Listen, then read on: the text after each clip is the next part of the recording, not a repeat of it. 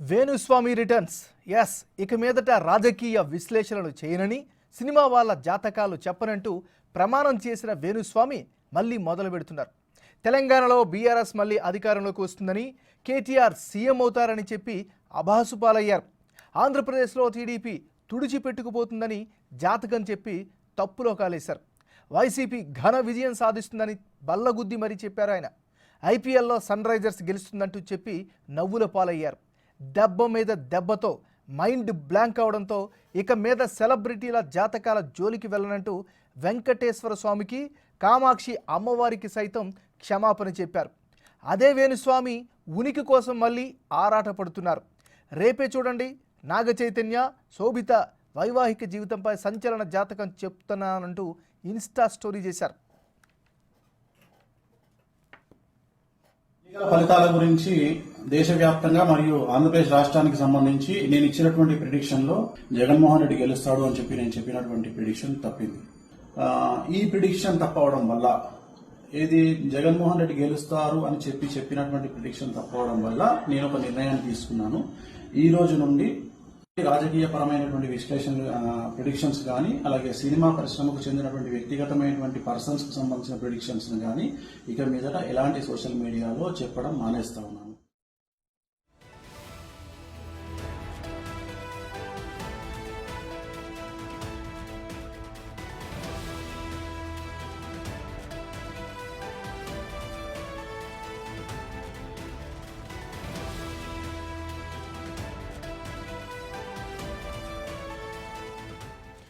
Venu Swamy returns yes ఇక మీదట రాజకీయ విశ్లేషణ చేయనని, సినిమా వాళ్ళ జాతకాలు చెప్పనంటూ ప్రమాణం చేసిన వేణుస్వామి మళ్ళీ మొదలు పెడుతున్నారు. ఇదే అంశానికి సంబంధించి మరింత తాజా సమాచారాన్ని మా ఇన్పుట్ ఎడిటర్ పవన్ అందిస్తారు. పవన్, చెప్పండి. సినీ ప్రముఖుల జీవితాల్లో, వ్యక్తిగత జీవితాల్లో ఏం జరిగినా ముందుగా తానే చెప్పాను, తాను చెప్పినట్టే జరిగిందంటూ ఆ ప్రెడిక్షన్స్ చెప్పే వేణుస్వామి ఇటీవల వరుసగా భంగపాటు ఎదురవుతుంది వేణుస్వామికి.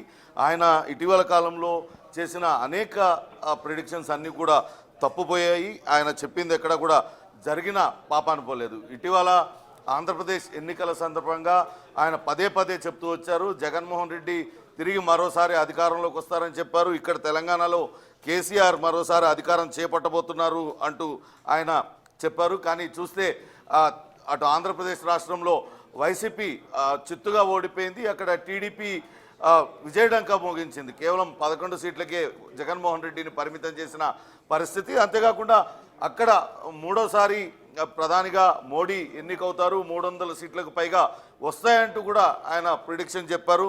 ఆయన చెప్పిన జాతకాలు అన్నీ కూడా తాను జాతకాలు చూసి చెప్పాను, కానీ తన అంచనా తప్పింది, గురి తప్పింది.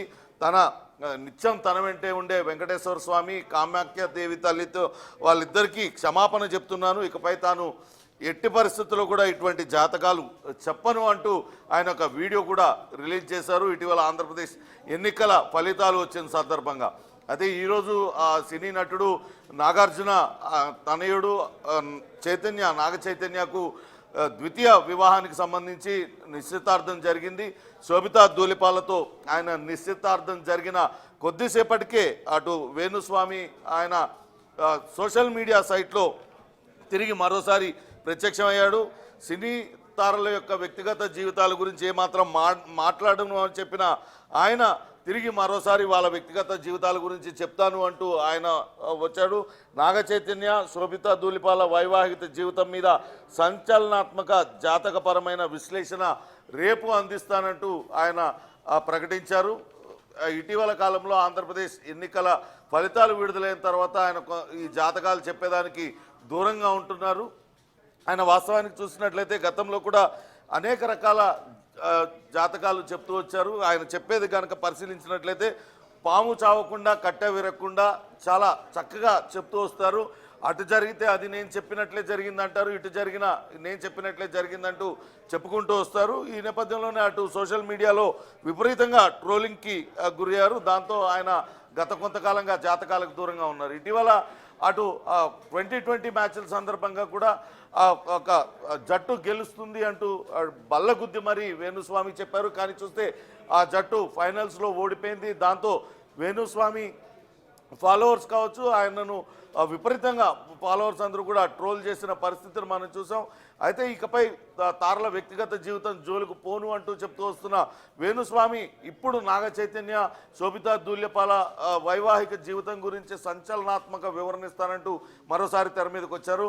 గతంలో అటు నాగ చైతన్య అటు సమంతను చేసుకున్న సమయంలో ఆయన కొంతవరకు ఆ ప్రిడిక్షన్స్ చేశారు. ఒక సినీ నటుడు సినీ నటిని చేసుకున్న సినీ జంట విడిపోతుంది అని చెప్పారు. తర్వాత నాగ చైతన్య సమంత విడిపోవడంతో తాను వీళ్ళ గురించే చెప్పానంటూ ఆయన వచ్చారు.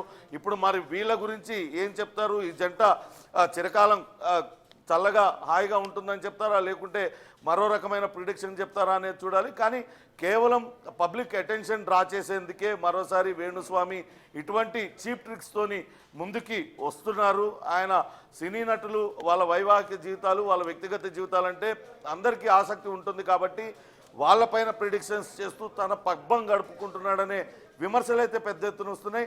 చూడాలి అసలు వెంకటేశ్వర స్వామి మీద అటు కామాఖ్యాదేవి మీద ఒట్టేసిన వేణుస్వామి ఒట్టు తీసి గట్టు మీద పెట్టి మళ్ళా నాగ చైతన్య, శోభితా ధూళిపాల జాతకాలు ఎందుకు చెప్తున్నారు అంటే ఆయన తన వ్యక్తిగతంగా ఆయనకు తిరిగి సొసైటీలో తిరిగి మళ్ళీసారి గుర్తింపు రావాలి. ఇటీవల ఆయన చెప్పడం మానేసిన తర్వాత ఆయన పలకరించే నాదుడే దిక్కులేనట్టుగా అయ్యింది. దాంతోనే మరోసారి వీళ్ళిద్దరిని అడ్డం పెట్టుకొని మళ్ళా స్ట్రీమ్ లైట్లోకి రావాలని చూస్తున్నాడు అనేది అటు వేణుస్వామి వీని వ్యతిరేకించే వాళ్ళు, వేణుస్వామి పైన విమర్శలు చేసే వాళ్ళందరూ కూడా అంటున్న మాట. చూడాలి రేపు వేణుస్వామి ఏ రకమైన ప్రిడిక్షన్తో ముందుకు వస్తాడనేది మాత్రం ఆసక్తిగా అందరూ ఎదురు చూస్తున్న పరిస్థితి అయితే ఉంది. Thank you Pawan.